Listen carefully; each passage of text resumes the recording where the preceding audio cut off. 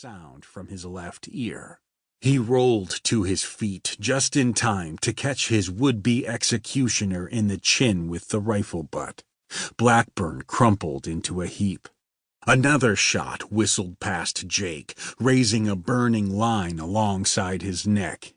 He flipped the rifle in his hands and put a bullet between Sherrod's eyes before the captain could arrange a second shot.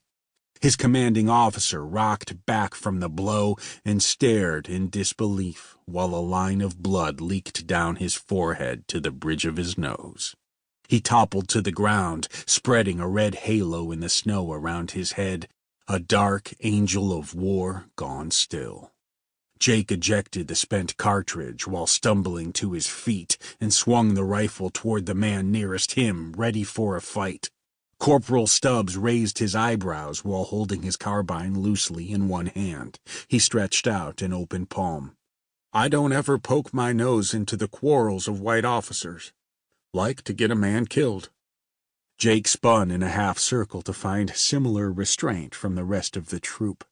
He lowered the rifle and put a hand to his stinging neck while Sergeant Rivers pushed through the startled ranks. "Let me look." Gus probed the wound until Jake winced. His old fighting mate grunted. "Missed the artery. Luckier 'n a goose the day after Christmas." Jake's eyes drifted to his dead captain and the bleeding first sergeant. "Not for long." Gus nodded and pointed to Jake's unattended horse. "You know you gotta run now, right?" "Where?" "Anywhere." Gus gripped Jake's shoulder and steered him toward his mount. "Penalty for killing a superior officer is death. Don't matter the reason." "Go north." Jake looked aside to find the Shoshone scout, Darwin Follows the Wind, addressing him. "North to the Wind River country. Find Bianuki, my grandfather. He will give shelter." "Bianuki," Jake mumbled. He paused to spare the unconscious Blackburn a parting glance and entertained the whispering urge to put a lead ball in the man's brain. He was already neck-deep, and nobody deserved it more than Blackburn. The whispers passed, and he rocked back into motion without satisfying his bloodlust. He was a killer, not a murderer. He turned over the first sergeant's rifle to Gus and mounted his horse.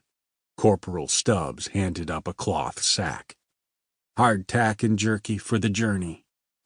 Jake let the offer hang before reluctantly taking another man's ration. "Many thanks." "Good luck, sir." Jake surveyed his troop a final time. Good men, strong men, determined men who served the 10th Cavalry, one of 2 all-black mounted regiments in the U.S. Plains Army. The Plains tribes had taken to calling them Buffalo Soldiers, a designation of respect. Jake felt the same. He nodded before addressing Gus. "You're in charge. Lead the troop back to the fort. The white officers will look to place blame on you for not trying to stop me. Tell them whatever you must to spare yourself and the men." "I will tell the truth." "Please, Gus. You know what'll happen." "Right." Gus cast a gaze into the draw. "Way I see it, you fled into the basin and we lost you in the snowfall." Jake dipped his chin. "See you, Gus." "Only if the devil don't see you first." Jake wheeled his mount and rode north through the parting soldiers.